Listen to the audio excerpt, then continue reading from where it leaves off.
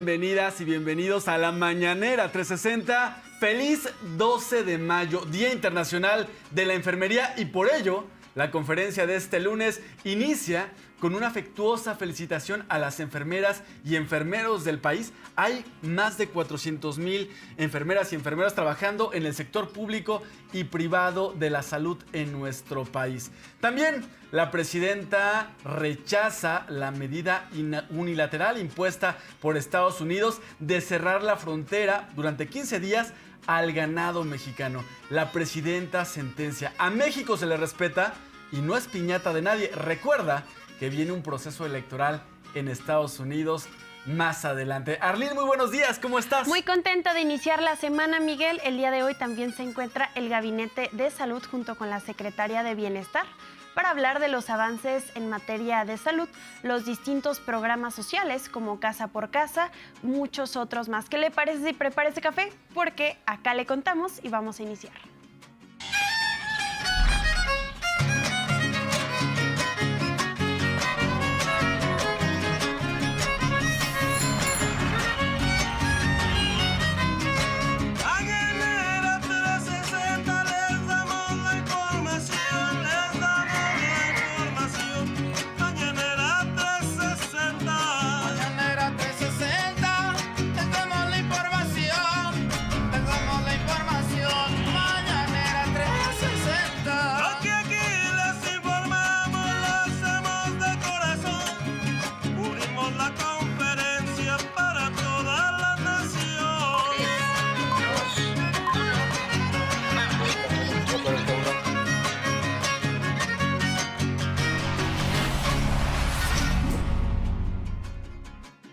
Hoy tocó lunes de quién es quién los precios. Se habló del precio del combustible, de la canasta básica, entre otros temas de los precios. También hoy se habló de temas de seguridad, particularmente tras los hechos violentos registrados en el sur de Veracruz. Pero también se habla de la gobernadora de Baja California, se habla también del trolebús elevado que conecta al Estado de México con la Ciudad de México. Bastante información para iniciar esta semana. ¿Tú cómo viste la conferencia? Ya lo dices, mucha información. También se habló del Papa León XIV. El día de hoy notificó la presidenta de la República que la secretaria de Gobernación, Rosa Isela Rodríguez, será quien asistirá en representación de nuestro país a esta primer misa inaugural, donde estarán invitados distintos jefes de Estado. El día de hoy también se tocan temas en materia de reconocimiento a las enfermeras, Miguel, que hacen posible la salud en nuestro país y que sin duda alguna tienen un trabajo importantísimo para que todas y todos estemos saludables. ¿Te parece si nos vamos con Aurora, quien está en Palacio Nacional, para contarnos más información al respecto de esta mañanera de lunes? Aurora, ¿cómo estás? Arlene, Miguel, muy buenos días. Así es, vamos iniciando semana con mucha información. Recién vamos saliendo de la Conferencia del Pueblo, y para toda la audiencia de Mañanera 360, a quien también les deseo un gran día, pues hay mucha información. Arranquemos. Hoy tocó día de, pues es Día de la Enfermera. Así que bueno, vinieron enfermeras hacia la conferencia presidencial. Todos el sector salud, los directores y también el secretario de Salud, David Kersenovich, pues hablaron de la importancia precisamente de las enfermeras, acerca de toda la labor que hacen y precisamente de cómo previenen y guían pues las enfermedades que los pacientes algunas veces tenemos, y por ello la importancia de los cuidados. También hablaron de la importancia que van a tener las enfermeras en el programa Salud Casa por Casa. Es un programa que, recordemos, está dirigido para adultos mayores y personas con discapacidad que requieren pues ya sea atención o bien requieren prevención, y para ello pues es importante que las enfermeras puedan asistir a estos puntos de apoyo, es decir, a las casas, para poder ayudar a las y los mexicanos que tengan algún padecimiento o bien alguna enfermedad. Compañeros, también mencionarles que el día de hoy habló la presidenta Claudia Sheinbaum acerca de este informe que dio a conocer ayer el secretario de Agricultura, Julio Verdeguer, acerca de pues este acuerdo en el que se había estado trabajando con Estados Unidos sobre el gusano barrenador, cómo le afecta al ganado, y anunció que por 15 días se va a hacer una especie de, pues de cerrar la frontera de nuestro país con Estados Unidos para evitar precisamente que entre esta plaga al país. Dice la presidenta que no es justo, que no está de acuerdo con este cierre de frontera, porque México ha estado trabajando, que entiende que no quiere entrar ninguna plaga, que un país no quiere dejar que entre ninguna plaga a su territorio. Sin embargo, que esto no es así, porque México ha contribuido y está actuando para evitar este tema. No deja de recordar, en el marco de las elecciones de Estados Unidos en algunos estados, pues que será el próximo año, pues que México no será piñata de nadie y que no pueden utilizar a nuestro país para elecciones ni como propaganda política. Es lo que dice la presidenta Claudia Sheinbaum. Finalmente, compañeros, mencionarles que el día de hoy la mandataria aseguró que se va a entregar una carta al Vaticano para hacer una invitación al Papa León 14, quien, bueno, pues puede visitar nuestro país cuando él guste.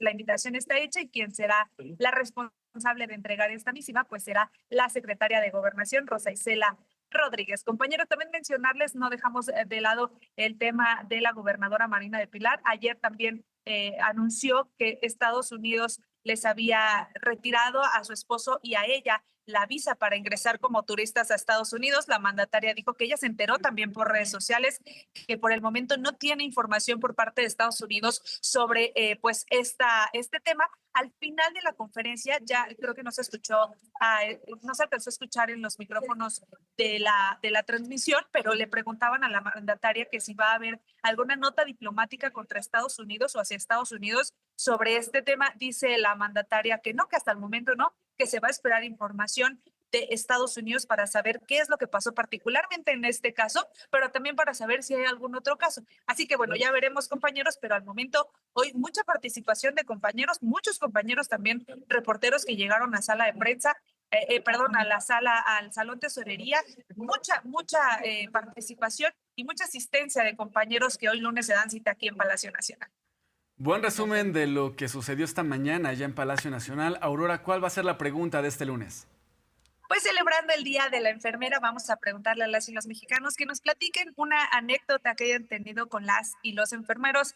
Siempre hay algo que pues destacar de esta gran labor, así que vamos a ver qué nos contestan y preparamos estas anécdotas para más adelante. Me parece muy bien, nos conectamos más adelante.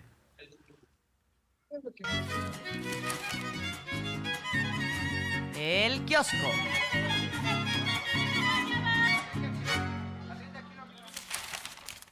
Hay que entrarle al kiosco de esta mañana y se esperaba que este tema se hablara en la conferencia matutina de este lunes en Palacio Nacional. Sucede que el día de ayer, la secretaria de Agricultura de Estados Unidos, Brooke Rollins, anunció a través de su cuenta de X que se cerraría la frontera temporalmente al ganado mexicano, particularmente a caballos y bisontes, por el tema de la plaga del gusano barrenador. Recordemos que el gusano barrenador es una mosquita que deja sus larvas en el ganado vivo, particularmente en el ganado vivo, no en la fruta como quiso confundir la oposición. Es un gusano que afecta al ganado y hay que destacar que esta medida sorprendió porque México no esperaba esta medida, sobre todo porque, como ya lo señalaba Aurora, México y Estados Unidos ya tenían un diálogo para ver este tema del gusano barrenador y se habían concretado, se habían visto acciones para trabajar particularmente con este tema, porque el intercambio comercial del ganado de México a Estados Unidos es algo muy importante en el comercio, es parte importante del comercio que tienen ambos países. Bueno, así lo anunció la secretaria de Agricultura de Estados Unidos y el gobierno mexicano respondió. Así es, Miguel, ya lo mencionabas, esta larva se alimenta del tejido vivo y justo el día de ayer el secretario de Agricultura, Julio Verdeguer, en su cuenta de X hace este posicionamiento y dice: hace unos minutos hablé con la secretaria de Agricultura de los Estados Unidos. Me comunicó que cerraría la frontera a la exportación de ganado en pie por 15 días para revisar la estrategia conjunta contra el gusano barrenador. No estamos de acuerdo con esta medida, pero confiamos en que en menor tiempo estaremos llegando a un acuerdo. Seguiré informando, menciona el secretario de Estado, pero cabe mencionar la importancia de la industria ganadera de México a Estados Unidos. Ya hemos mencionado en este espacio, somos principal socio comercial de Estados Unidos y en el sentido ganadero no somos excepción. Más de $11 millones entran a Estados Unidos por parte de nuestro país en ganadería. Y curiosamente, Miguel, los estados que más se ven afectados son los estados fronterizos de nuestro país: Chihuahua, Sonora, Coahuila, Durango y Tamaulipas. Así, esta mañana la presidenta habla al respecto, menciona que México no está de acuerdo con esta decisión unilateral que está tomando Estados Unidos sin consultar a nuestro país. Sin embargo, existirá diálogo. Así lo menciona. No estamos de acuerdo con esta medida. El gobierno de México ha estado, desde el primer momento que se recibió la alerta del gusano barrenador, trabajando en todos sentidos. Tengo un informe aquí del propio secretario Verdegué, pues de todas las acciones que se han realizado, todas las medidas para evitar y para erradicar además el gusano barrenador, que normalmente viene por la frontera sur. Se ha estado trabajando, ya lo ha estado informando él y lo sigue informando, puede venir aquí a la mañanera a informar todas las medidas que se han tomado. Entonces no estamos de acuerdo con esta medida. Habló el secretario Verdegué con la secretaria de Agricultura de Estados Unidos, se planteó que van a ser 15 días para poder pues seguir trabajando y esperamos que muy pronto se levante esta medida que consideramos injusta. A México se le respeta, sentenció esta mañana la presidenta Claudia Sheinbaum, particularmente con este tema, porque no hay que perder de vista que cuando vienen campañas electorales en Estados Unidos, les gusta hacer propaganda, colocan boyas sobre el río Bravo, anuncian sanciones a los empleadores que tengan a migrantes en sus fábricas trabajando. Les gusta hacer faramalla, ¿no? Les gusta el pancho allá en Estados Unidos. Y particularmente no hay que dejar de ver que este tema también está frente a una campaña electoral que viene en Estados Unidos. Lo que sí es verdad es que México tiene el mejor trato en el tema comercial frente a Estados Unidos. No hay otro país en el mundo que tenga la buena relación que tiene México y Estados Unidos en el tema comercial. Y también no hay que dejar de ver que cuando se dialoga, México siempre ha logrado acuerdos con Estados Unidos. Claro, Miguel, a ver, justo lo decía la presidenta, no perder en vista que Estados Unidos entrará en elecciones y que además el Partido Republicano lleva ya varios años que ha utilizado el discurso antimigrante para sus votantes y para esta elección. Recordar que si bien Trump ganó, no tiene ganada la mayoría de los estados, no tiene la mayoría en el Congreso y para él es muy importante esta elección. Debe mantener los estados como Texas, por ejemplo, que era un estado que antes era demócrata, ahora republicano, debe mantener estas elecciones, como muchos otros más que tienen una relación cercana con nuestro país y que muchas veces los votantes creen que esta es la forma de hacer América grande de nuevo. Vamos a escuchar a la presidenta cómo lo menciona. No hay que olvidar que Estados Unidos tiene elecciones el próximo año para gobernadores, algunas gubernaturas. Lo que no puede es usarse a México en sus campañas. Bastantes problemas tienen allá para que en todo caso hagan los planteamientos de por qué se postula a alguien a un puesto de elección. Pero que no sea un tema político, ¿verdad? Porque no hay razón para cerrar la frontera, porque se ha estado informando de manera permanente, incluso hubo un primer cierre, se informó, se llegó a un acuerdo, y ahora, pues, ¿cuál es la razón por la que se cierra la frontera? Entonces, el secretario Verdegué está en contacto permanente con la secretaria de Agricultura del gobierno de los Estados Unidos, y lo que se acordó es que fuera por 15 días. Evidentemente, pues cualquier país evita ser contaminado por una plaga, ¿verdad? Pero no hay razón para el cierre de fronteras en este caso, porque hay un control sanitario permanente del gobierno de México. Estábamos mencionando que esta medida de Estados Unidos sorprendió, porque particularmente México y Estados Unidos ya estaban entablando un diálogo, particularmente con el tema de gusano barrenador. En México se actúa conforme a las medidas internacionales, a los estándares internacionales con el tema de plagas en el ganado. y sobre eso se acordó que se iba a trabajar en Estados Unidos y México. Por ello sorprendió, pero hoy particularmente la presidenta Claudia Sheinbaum recordó que la Secretaría de Agricultura ya está reforzando las tareas con el tema de plagas en el ganado mexicano. Así lo comentó. Se está reforzando las instituciones de SADER, porque antes había instituciones en donde se terciarizaba este trabajo y en algunos casos pues no estaba funcionando. Entonces se está tomando el control sobre ello. Hay otros temas, por ejemplo, donde hay asociaciones ganaderas que realizan actividades que debería desarrollar la institución. Hay casos en donde funciona muy bien, pero hay casos donde no. Y el día de hoy llegó a la mañanera del pueblo lo que sucedió este fin de semana con la gobernadora de Baja California, Marina del Pilar, y su pareja, Carlos Torres. Pues mencionan que fueron notificados por parte del gobierno de los Estados Unidos del retiro de su visa. Cabe resaltar, Miguel, que esto sorprende porque no existen antecedentes, a menos que se conozcan públicamente, de algún gobernador, sobre todo de estados fronterizos, que hayan vivido esta situación. Ya ha mencionado la mandataria, la gobernadora, que no tiene ningún remordimiento, que ella sabe que se llevará a cabo de forma transparente este proceso y que espera que exista una resolución efectiva por parte del gobierno de los Estados Unidos. La presidenta menciona que hay que esperar a que exista una declaración formal y que el gobierno mexicano no está notificado al respecto. Esta noticia también sorprendió, porque Marina del Pilar es una gobernadora de un estado fronterizo. Así es. Y también hay varias dudas respecto a lo que está sucediendo. En los mensajes que emitió Marina del Pilar y también su esposo, Carlos Torres, que por cierto es funcionario del Ayuntamiento de Tijuana, no se especifica el motivo el por cuales hayan retirado su visa de no migrante de Estados Unidos. No existe, como bien lo mencionas, un antecedente de algún gobernador en funciones que Estados Unidos le haya retirado su visa. Y este tema causó ahí varias preguntas y manos levantadas para cuestionar a la presidenta. Aurora estaba platicando que hubo mucha participación.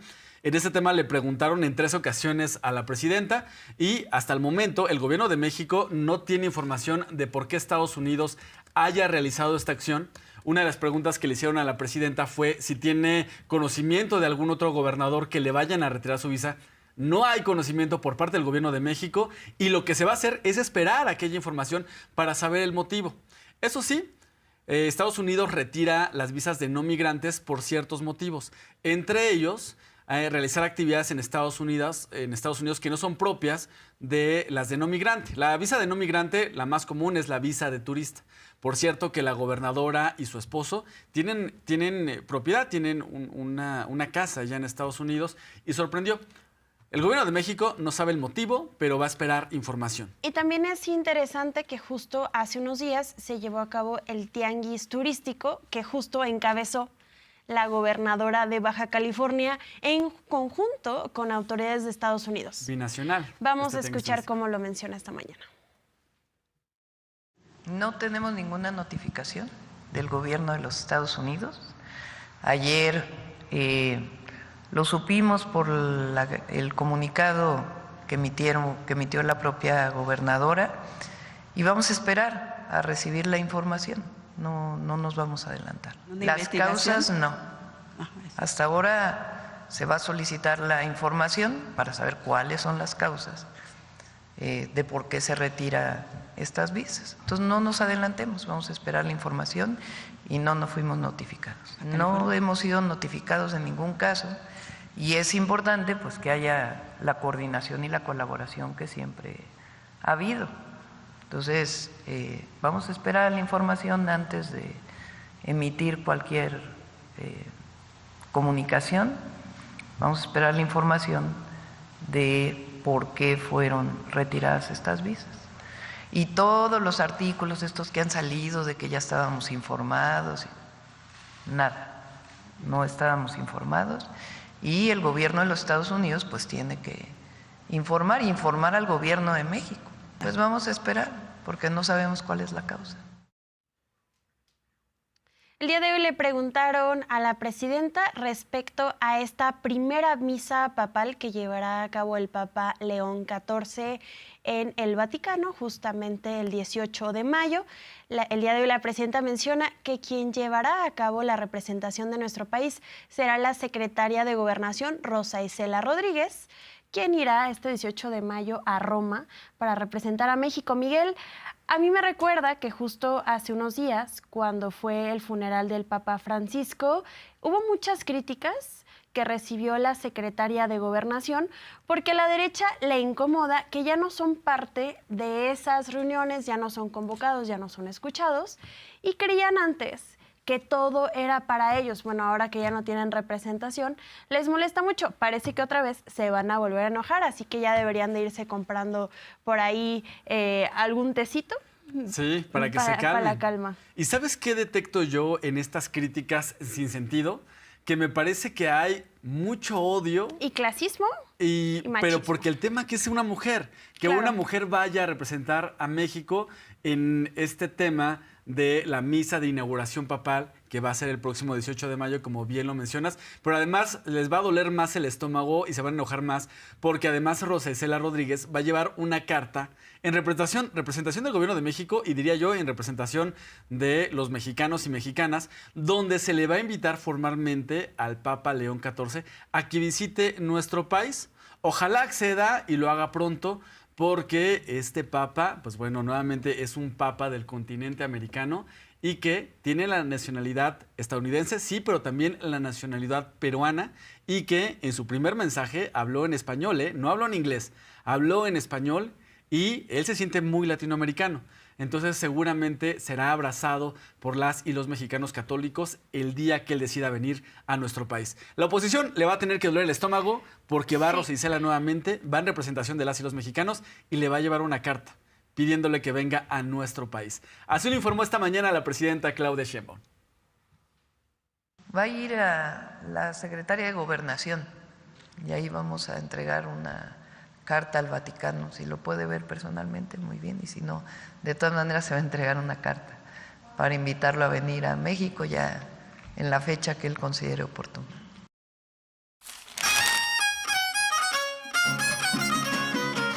Ajonjolí de todos los moles. Vamos a entrarle a la ajonjolí de todos los moles, y esto tiene que ver con la infraestructura en nuestro país. Particularmente el tren que conecta a Toluca con la Ciudad de México. Recordarás que este tren lo inició Enrique Peña Nieto cuando aún estaba en el gobierno del Estado de México.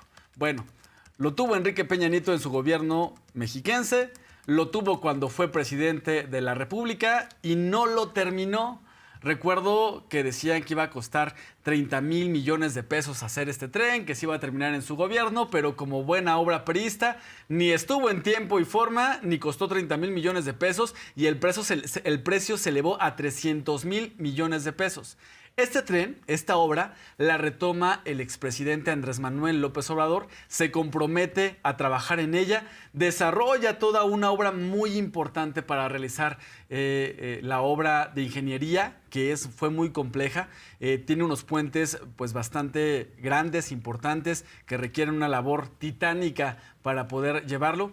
Faltaba inaugurar un último tramo, que es el que conectaría ya hasta la terminal de observatorio. Hoy se destaca que esta obra por fin va a estar completamente en operación. ¿Cuándo va a inaugurarse? Por completo, el próximo domingo. Así lo informó esta mañana la presidenta Claudia Sheinbaum.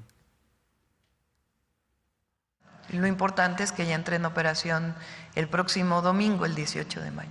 ¿Y cuándo prevén también quitar como este carril de confinamiento que hay sobre También se está trabajando en todo el Bajo Puente, Sí, para porque que se ya hace mucho funcione completa la carretera de llegada a la Ciudad de México. Y hablando de infraestructura, este fin de semana la presidenta estuvo en el trolebús elevado, que es una modernidad que beneficiará a las y los habitantes del Estado de México para trasladarse y conectarse hacia la ciudad. Cabe resaltar que 4 de 5 ciudadanos del Estado de México utilizan transporte público. Esto ayudará a que millones de personas se vean beneficiadas por esta estructura. Vamos a escucharlo. Esta forma de transporte es una innovación. No hay en ningún lugar del mundo un segundo piso que mueva exclusivamente trolebuses. No contamina, no tiene contaminantes locales. Estos trolebuses en particular tienen 75 kilómetros de autonomía, es decir, si no están conectados a la catenaria, tienen sus baterías para poder funcionar. Y este viene desde Chalco. En una parte viene a nivel, en la carretera que va a Puebla. Hay una parte que tiene, en donde está de un lado Iztapalapa todavía y del otro lado Los Reyes La Paz, es el límite de la ciudad con el Estado de México. Es una zona que creció muchísimo, el oriente de la ciudad, o el oriente de la zona metropolitana del Valle de México, más bien por decirlo así. Ahí en el oriente vamos a hacer muchas acciones, porque es una zona que tiene alrededor de 10 millones de habitantes, y en 10 municipios estamos trabajando con el gobierno del Estado de México y los municipios para mejorar el entorno urbano y los servicios urbanos. Y pues es una forma de transporte público que actualmente en esa parte de Iztapalapa debe mover alrededor de 100,000, 120,000 pasajeros diarios. Y tiene la ventaja de que si va aumentando la demanda, pues se van adquiriendo más trolebuses y se van incorporando. Y además pues no tiene semáforos, entonces es como un metro, desde que inicia hasta que termina, pues no hay semáforos, entonces el recorrido va a pasar de 1 hora y media a media hora, 40 minutos máximo. Entonces realmente es una innovación en México este transporte. Es momento de hacer una breve pausa. No se vaya, que ya regresamos.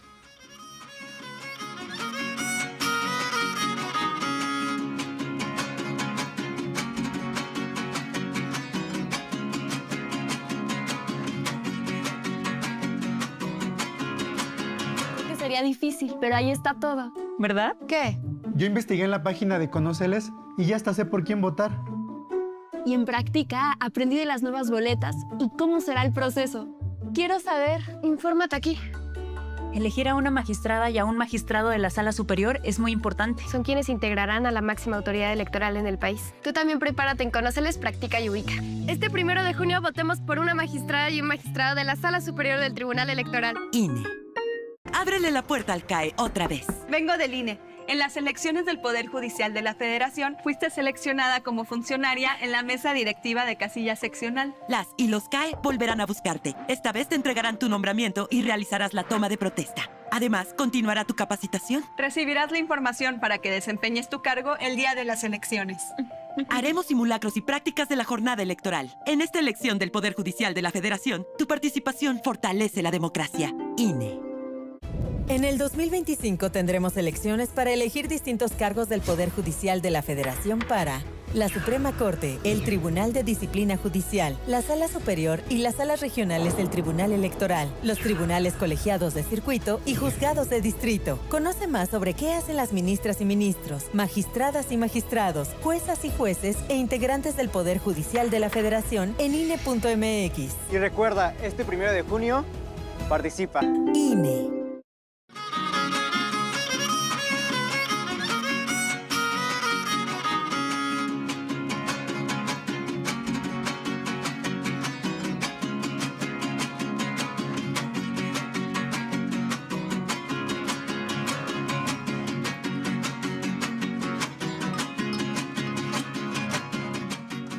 Ya estamos de regreso en la Mañana 360. Estábamos hablando de obras que conectan el Estado de México con la Ciudad de México.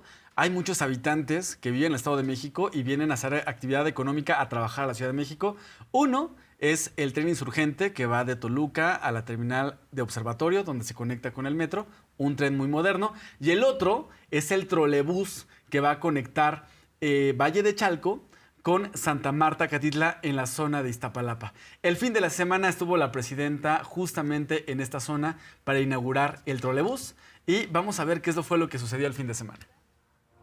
Está con nosotros Delfina, la gobernadora del Estado de México, y Clara, la jefa de gobierno de la Ciudad de México, y toda la palomilla que se ve por allá. Aquí está el general Cervantes Loza, Martín López, que es el director de transportes eléctricos de la ciudad, Andrés Layuz, Jesús Esteva, y viene Jesús, mi esposo, con nosotros. Y estamos dando este recorrido de prueba de la inauguración del trolebús. Bueno, va a empezar a subir, ahora vamos a nivel. Esta es la carretera que va a Puebla en aquella dirección y por supuesto a la Ciudad de México en la otra dirección. Esta es una obra que inició con el presidente López Obrador, en la que participamos el gobierno de la Ciudad de México en aquel entonces, y ahora con Clara, el gobierno del Estado de México, que ha hecho una buena parte de la obra, y el gobierno federal a través de SICT. Y es una forma de transporte muy innovadora, no hay en ningún otro lugar del mundo. Es un transporte público a través de trolebuses, es eléctrico y va elevado para evitar el tránsito confinado. No hay semáforos. Y de aquí se puede ligar, de Santa Marta, se puede ligar hasta por toda Ermita Iztapalapa, hasta Constitución de 1917, que es una obra que hicimos entonces cuando estuvimos en el gobierno de la Ciudad de México. Esta es una obra de transporte metropolitano, Estado de México, Ciudad de México, que como ustedes saben, esta zona tiene, el oriente de la ciudad tiene alrededor de 7 millones de habitantes, más o menos, como 10 municipios. Existen más de 3 millones de personas, según el INEGI, que diariamente utilizan transporte público para venir a la ciudad, donde más del 60% lo hace por cuestiones laborales. Esto, sin duda alguna, va a cambiar los estilos de vida, Miguel. Horas de sueño, momentos con la familia, porque claramente mucha de la gente que viene a la Ciudad de México dedica más tiempo en el transporte público que en sus hogares para estar con su familia. Que haya facilidad de conectividad no solamente es justicia social, también se habla de un estilo de vida distinto, donde incluso una hora más de sueño, media hora más de sueño, créeme que sí son de mucha bendición. Mencionaste algo clave. Este trolebús es un tema de justicia. Y aquí va para los jóvenes. Durante los años 90, durante el gobierno neoliberal de Carlos Salinas de Gortari, mucha gente en una situación económica precaria, gente que venía de barrios populares, buscaron una opción de vivienda. ¿Y qué fue lo que hizo el gobierno de Carlos Salinas de Gortari? Pues abrió justamente estas colonias Solidaridad en Valle de Chalco, algunas personas se fueron un poquito más adelante rumbo a la salida de Puebla, allá en Ixtapaluca. ¿Pero qué fue lo que pasó? Bueno, ya tienen un lugar donde vivir y la gente pensó que iba a haber modernidad poco a poco. Por décadas, esta zona de Chalco y Valle de Chalco estuvieron sin drenaje, sin agua potable y sin luz. Y para los jóvenes, ahí te va una situación precaria que se vio muy particularmente en esa zona. Junto a la autopista que va hacia la salida a Puebla, corre el Canal de la Compañía, que es un escurrimiento de agua que viene del Popocatépetl y del Iztaccíhuatl, que está al ladito. Es una zona también bella porque tienes a los volcanes al lado, pero esos escurrimientos de agua, cantidad de ocasiones en temporada de lluvias y más en los 90s, se desbordaba. Entonces era una situación muy común que Valle de Chalco y Chalco estuvieran inundadas en los 90s y a inicios de los 2000s. Bueno, el Canal de la Compañía ya después de los 2000s quedó intubado. Luego se fue modernizando la carretera, el camino hacia la salida a Puebla. Y Valle de Chalco y Chalco olvidados, las calles sin pavimentar, zonas sin energía eléctrica y sin agua potable. Y bueno, mucha gente que vive en esas zonas trabaja en la Ciudad de México, tiene actividad económica en la Ciudad de México y de verdad que ese tramo para llegar a la Ciudad de México era una zona de congestionamiento vial, era una zona de muchos accidentes y también una zona insegura en el transporte público. Ahora que se tenga un transporte moderno, eléctrico que contamina poco y también con un costo económico accesible, porque Así es. no hay que perder de vista que el transporte público en el Estado de México es más del doble en la Ciudad de México. Ahora tienen un transporte público moderno, rápido, económico. Destacaba la presidenta Claudia Sheinbaum que no tiene semáforos. Por ello, es un acto de justicia. Por décadas el gobierno liberal, los más humildes allá, a Chalco, a Valle de Chalco, a Solidaridad, y olvidados, olvidados. Y se olvidaron de sus necesidades, tanto de vivienda como de trabajo. Bien, poco a poco un acto de justicia para esa zona del oriente del Estado de México, Arlene. Así es, Miguel. Vamos a lo que sigue porque se pone muy bueno. Al fondo a la derecha.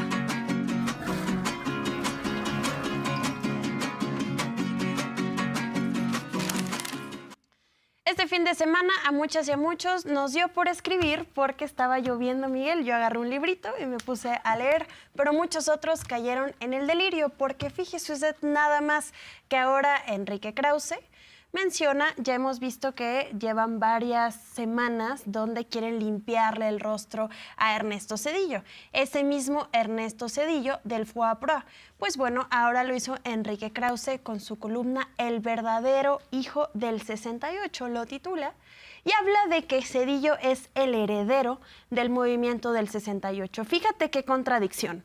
El 68 fue un movimiento colectivo donde justamente estaba contra de aquellos herederos, aquellos monopolios de quienes ahora se quieren limpiar el rostro con esto. Y dice así, al ver la inminente destrucción de la obra, a ver, déjame lo busco acá, Miguel. Hay que señalar, no hay que perder de vista que Krause cae en el delirio. En algún momento dijo que la presidenta Claudia Sheinbaum iba a ser coronada, ¿no? En la Plaza de la Constitución. Sí. Ahora dice que Ernesto Zedillo es el verdadero hijo del 68 y parece que está bastante molesto porque la sociedad y varios escritores han reconocido a la presidenta Claudia Sheinbaum como la hija del 68. Su madre, la doctora Ani Pardo, sí formó parte del grupo de académicos, de jóvenes, que estuvieron pidiendo democracia en el movimiento del 68. Incluso su madre vivió la represión, porque salió del Politécnico Nacional justamente por estar en este movimiento. Entonces ahora Krause dice que no es la presidenta, sino es Zedillo, el hijo del 68. Y además utiliza de una forma manipuladora a morir la represión del 68 para ligar al gobierno actual. Fíjese usted nada más, dice, al ver la inminente destrucción de la obra que labró con otros muchos mexicanos la buena fe, Zedillo ha levantado patrióticamente la voz. Dice, México transita de la democracia a la tiranía. Probablemente su llamado de detener la reforma judicial no haga mella en el poder que se autoproclama heredero del 68. Ostentación ridícula. Nada tienen que ver esos regímenes y partidos con el 68. Avalan las dictaduras de América Latina y ahora mismo firman tenebrosos convenios de cooperación con el gobierno cubano. Ni el expresidente proveniente del rancio PRI, ni su sucesora, cuya participación en huelgas universitarias no legitimiza su supuesta afiliación con el 68. Ahora resulta que se están peleando por quién es más hijo del 68. Ese mismo presidente de las represiones, Miguel. No hay que olvidar que Zedillo cayó en distintas represiones a los pueblos originarios, a los estudiantes, entre muchos otros grupos poblacionales más. Y también cabe resaltar que le están volviendo a meter el miedo a la gente de Cuba y el comunismo. Pues justamente en esos gobiernos priistas existía hasta una relación buena con Cuba y cabe resaltar también que luego llegaron estos gobiernos neoliberales donde el comes y te vas, que claramente conocemos. ¿Sabes qué no menciona Enrique Krause en el periódico Reforma? Que, bueno, si bien Ernesto Zedillo es egresado del Politécnico Nacional, él es egresado de la Escuela Superior de Economía, si no me equivoco. Sí. También se hizo tecnócrata en la Universidad de Yale. Eso es lo que no menciona, que donde volvió su política más rancia tecnócrata fue justamente en Yale. Eso no menciona. También podría decir Enrique Krause en su columna el hijo de los tecnócratas de Estados Unidos, porque particularmente en las escuelas de Estados Unidos se formaron presidentes como Carlos Salinas de Gortari, como Felipe Calderón y Ernesto Zedillo. ¿Por qué no menciona nada de Yale, Enrique Krause? Curiosamente tiene ahí amnesia Enrique Krause, pero bueno, vuelvo a repetir, Enrique Krause, el que delira, el que dice que la presidenta Claudia Sheinbaum iba a ser coronada, él cree que vivimos en una monarquía porque está enamorado de la monarquía. Dice, va a ser coronada Claudia Sheinbaum. Me acuerdo que en su momento el presidente López Obrador decía, va a ser Claudia Carlota I de México. Eso cree Enrique Krause. Ahora Enrique Krause en sus delirios dice que Ernesto Zedillo, el tecnócrata de Yale, es el hijo del 68. Oye, pero el último párrafo a mí me llama la atención porque parece una amenaza a un golpe de Estado. Fíjate, dice, vivimos el tercer golpe de Estado a la democracia y la libertad. Que el régimen lo sepa, los mexicanos no esperarán 80 años para recobrarlas. En la última cuenta de la historia, golpeado entonces y ahora por la autoridad fiel y a la verdad, Zedillo tendrá la razón final. Se escucha extraño, Miguel, parece una amenaza a recobrar por parte del pueblo de México. Lo que sucede, bueno, esto claramente tiene que ver porque no existen perfiles que tengan autoridad, que tengan dignidad en la derecha rancia mexicana y prefieren apostarle a viejos políticos que apostarle a un relevo generacional. Vamos a lo que sigue. No debe haber represión, nunca. Entiendo que ya hay diálogo entre que el gobernador May está tomando cartas en el asunto, no es necesario. A veces ocurre que es decisión de un mando policial, no de el gobernador. Entonces Javier pues es un compañero muy bueno, muy buen gobernador, y sé que él está ya en diálogo con los estudiantes y tomando medidas para que esto no se repita. Aquí usted acaba de ver un contraste en cómo se están llevando las cosas en este momento y cómo han cambiado los tiempos. Mencionaba la presidenta respecto a lo que está sucediendo en Tabasco y cuáles son las libertades que existen de expresión. Hemos visto, Miguel, que la derecha se sigue quejando de que están en una dictadura, mientras lo hacen libremente en los medios de comunicación, en las redes sociales, incluso en la vía pública, aunque sean 3 personas. Y vaya que en el gobierno de Zedillo sí hubo represión, ¿no? Pero según Krause es el hijo del 68. Para pasarle al fondo a la derecha con Enrique Krause una vez más. Ahora sí vamos a lo que sigue.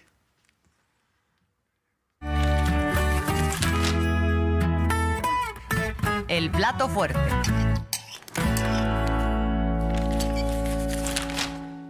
Hoy es 12 de mayo, Día Internacional de la Enfermería, y en nuestro país hay un reconocimiento para reconocer particularmente a las enfermeras y enfermeros que han destacado en su labor.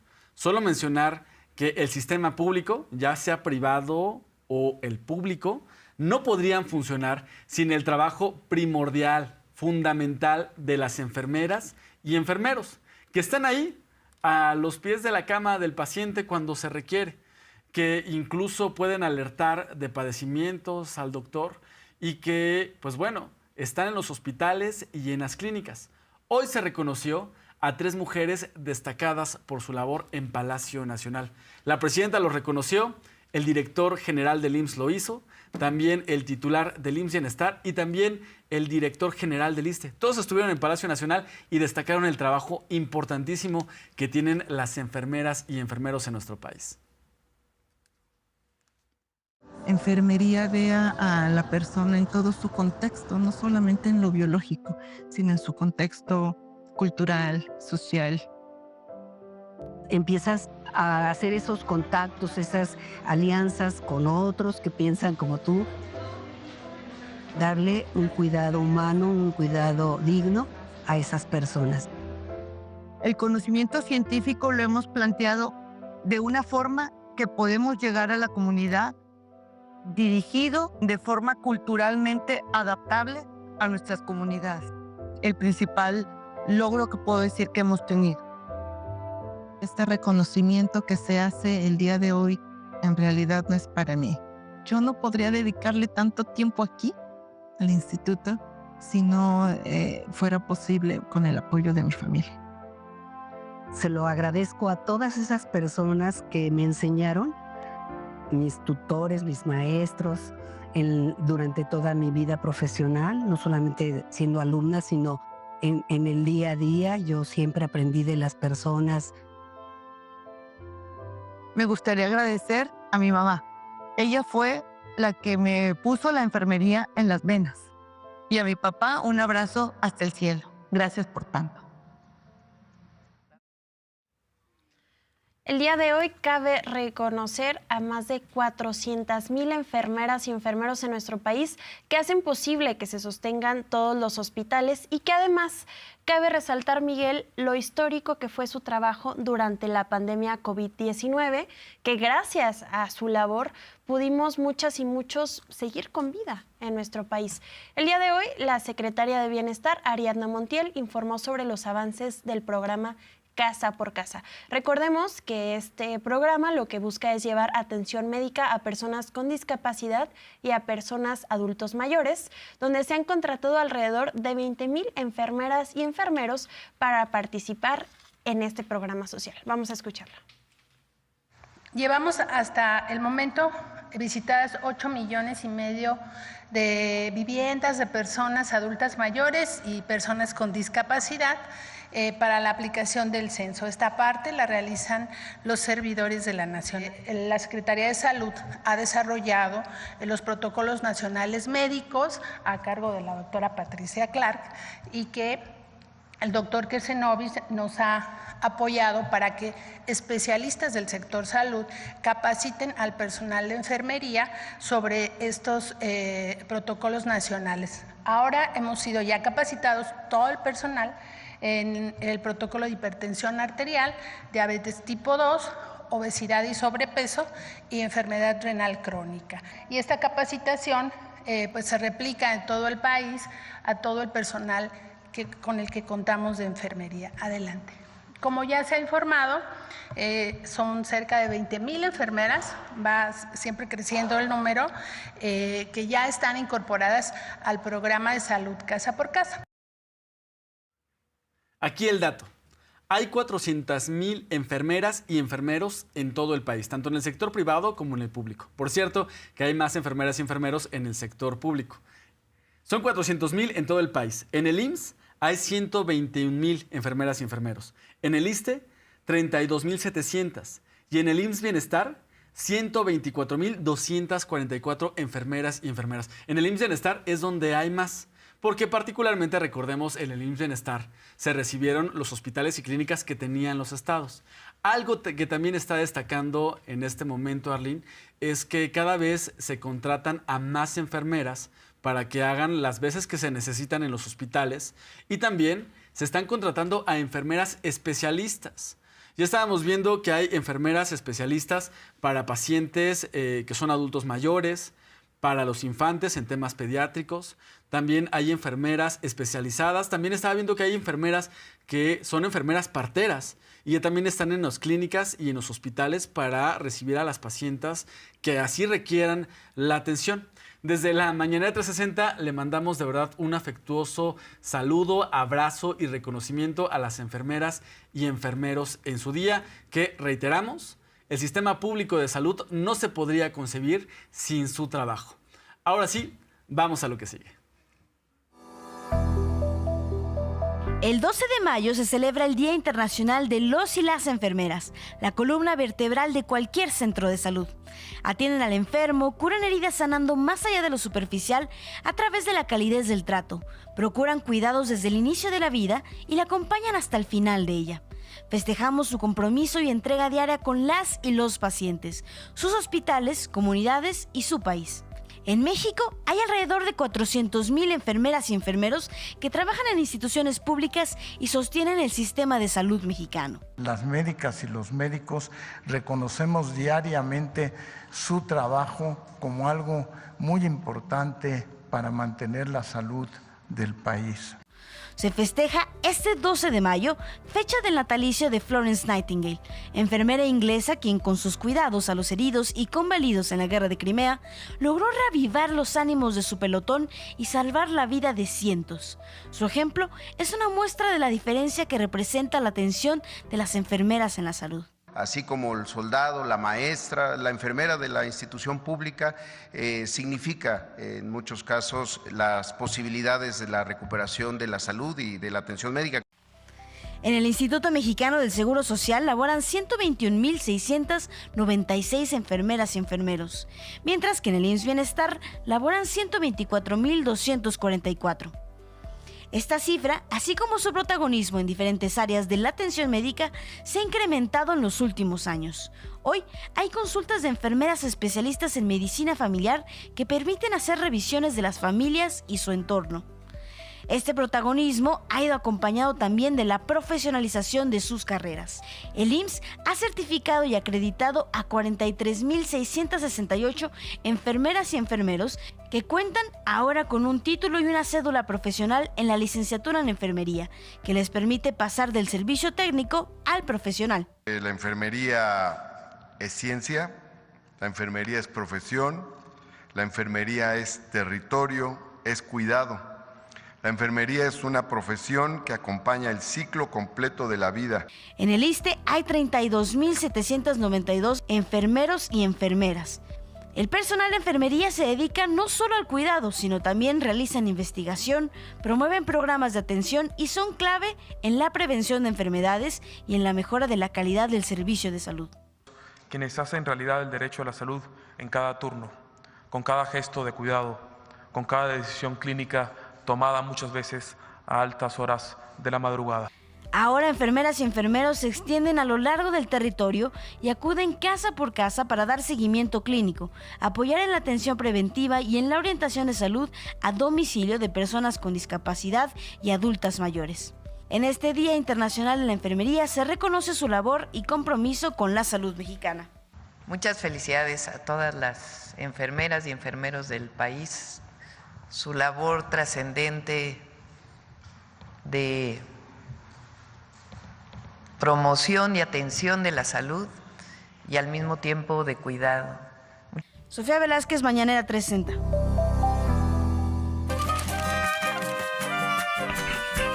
Las sugerencias del chef.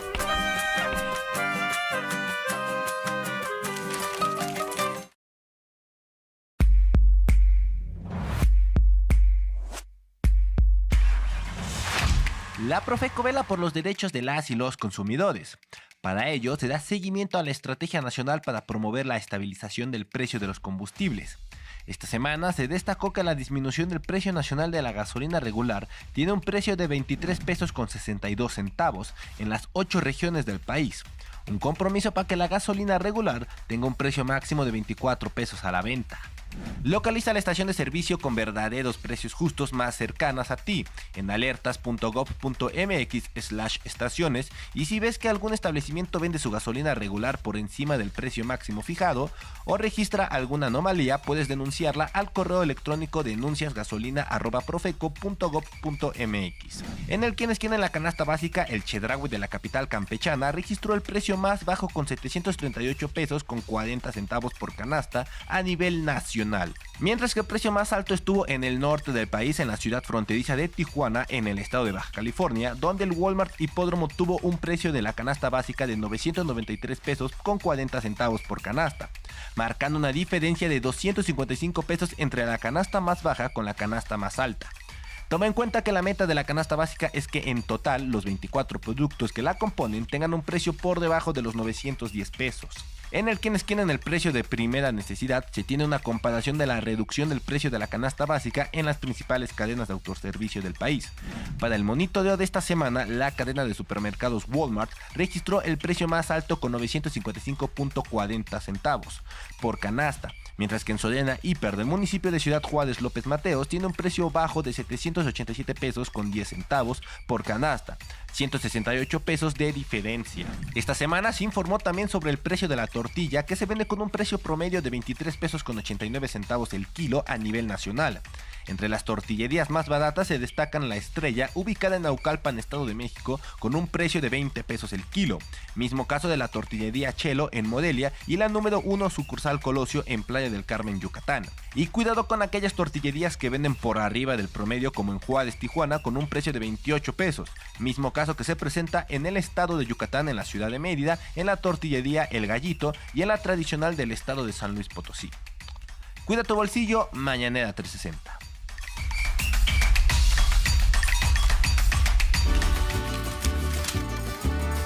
Y esto va para los jóvenes. Pocas naciones independientes en el mundo pueden enorgullecerse de contar como iniciador de su independencia al rector de una de las más prestigiosas instituciones educativas, a un intelectual reconocido y a un humanista convencido en los valores de la fraternidad, la libertad y la soberanía popular. La lucha por la independencia dio origen al México libre y soberano. Miguel Hidalgo forjó la identidad nacional y la patria mexicana. Su inteligencia es un aporte sustantivo y distintivo de la independencia mexicana. Gracias a ella, a su carisma e identificación con el pueblo, asumió el liderazgo insurgente. Hidalgo conocía los dolores del pueblo mexicano desde sus raíces. Vivió las injusticias del colonialismo español que estableció un régimen despótico y de explotación. El padre de la patria, Miguel Hidalgo, nació el 8 de mayo de 1753 en la Hacienda Corralejo, en Guanajuato. Fue admirador del obispo Vasco de Quiroga, quien fue un benefactor de los indígenas en sus misiones de Santa Fe y Pátzcuaro, Michoacán, donde promovía la fraternidad y la igualdad. Estudió en el Colegio de San Nicolás y a los 18 años se graduó de bachiller de artes. 2 años después logró ser bachiller de teología, grados reconocidos por la Real y Pontificia Universidad de México. En 1790 es nombrado rector del Colegio de San Nicolás y abrió sus aulas a nuevas escuelas filosóficas, propiciando la libertad y el debate académico. Su espíritu libre chocó con la Iglesia y en 1792 fue enviado a una parroquia de Colima. Como cura de San Felipe de los Herreros, Guanajuato, en 1793, enseñó a sus feligreses indígenas nuevos cultivos y procesos industriales de alfarería y textiles. Sembró uvas y cultivó el gusano de seda. Enseñó a leer, escribir y hacer cuentas a los pobres de su parroquia, indígenas, mestizos y criollos. Su labor social también fue cultural. Hidalgo tradujo y presentó obras de teatro francés de Molière y Racine. Formó una pequeña orquesta y promovió las ideas de libertad y justicia. A su casa cural en San Felipe le comienza a llamar la Francia Chiquita. Todos sus proyectos agrícolas e industriales fueron destruidos por las leyes coloniales que solo permitían a los españoles vender y producir mercancías como telas, vinos y enseres domésticos. El pueblo no podía salir adelante y estaba sujeto a tributos y a la opresión. Enviado a la parroquia de Dolores en 1803, ahí puso en práctica sus métodos para mejorar la vida de sus feligreses y les inculcó su ideario libertario. Hidalgo era un intelectual reconocido en su época y tenía un sentido práctico que lo acercó al pueblo. Fue filósofo, teólogo, agricultor, artesano, empresario, traductor y maestro. Conoció la vida de las comunidades indígenas, habló 3 lenguas originarias, además de tener una demostrada capacidad intelectual y política que le permitieron convertirse en capitán general de la insurgencia. Con su humanismo, con su capacidad de asumir las demandas de los pueblos y de incorporar a los indígenas y esclavos negros a la lucha, Hidalgo funda la patria y la identidad mexicana. Su proyecto libertario para los habitantes de la América mexicana les reconoce como iguales, con los mismos derechos. Así consolida la idea de un México libre, soberano y con justicia social. Con el grito de Dolores inició la Revolución de Independencia. Con las ideas de Hidalgo y Morelos se fue construyendo un México libre con igualdad, justicia y equidad.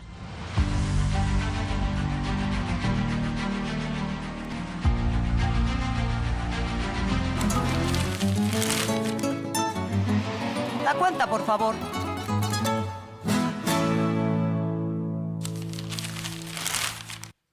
Ahora sí llegó el momento de pagar la cuenta aquí en la Mañanera 360. Cuenta de lunes. Aurora, platícanos, ¿cómo te fue? Lin Miguel, este día en el Día Internacional de la Enfermería salimos a las calles a preguntarle a las y los mexicanos cuál ha sido su mejor experiencia con una enfermera o con un enfermero. Esto fue lo que nos contestaron. Siempre tengo el recuerdo de esa enfermera que cuidaba a mi hijo y era muy amable. ¿Sí te acuerdas? ¿Era paciente con el niño? Sí, era el niño era el paciente. Pero ella era ella sí, íbamos a curaciones cada 8 días. Llevaba yo al niño. ¿Y con ustedes era amable, les explicaba? Sí, también, y con el niño peor, y con nosotros también era muy amable. Y no hace muchos años. Oiga, ¿y ese tipo de enfermeras se le quedan para toda la memoria? La verdad sí, al menos a mí sí, esa enfermera. Gracias a que ya no he tenido otros padecimientos o mis hijos así, ¿no? Sí. El parto de mis hijos. ¿Qué tal? No, pues perfecto.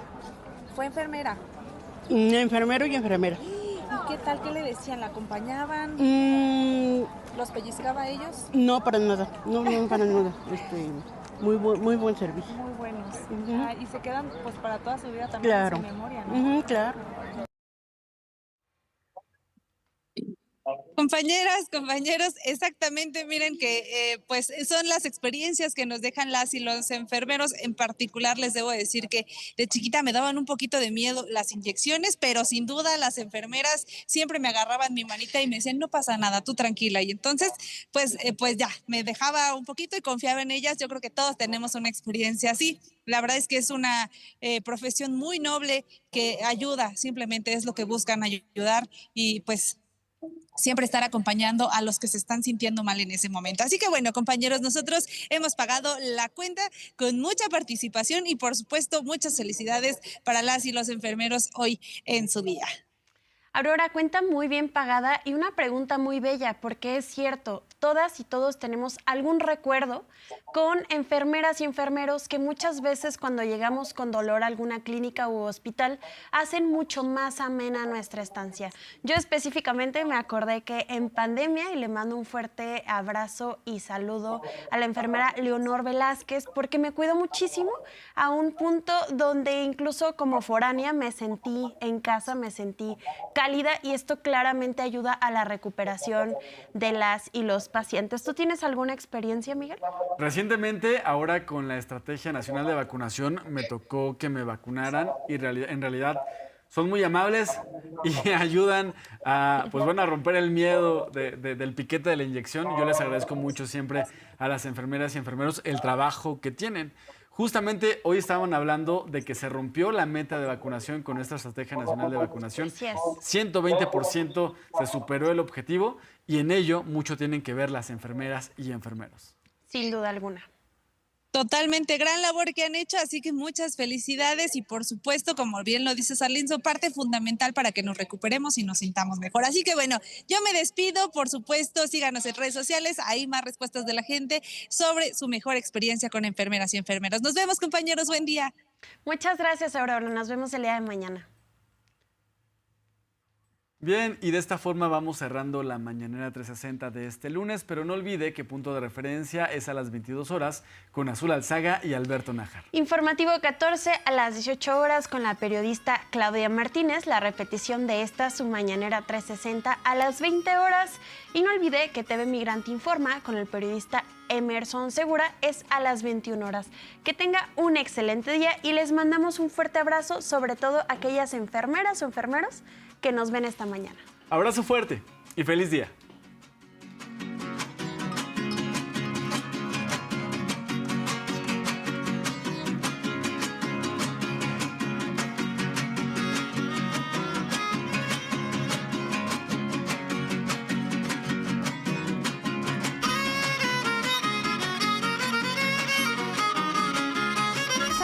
Y quiero invitarles a nuestra próxima cita en Consulta Directa, donde hablaremos sobre estrés y crianza.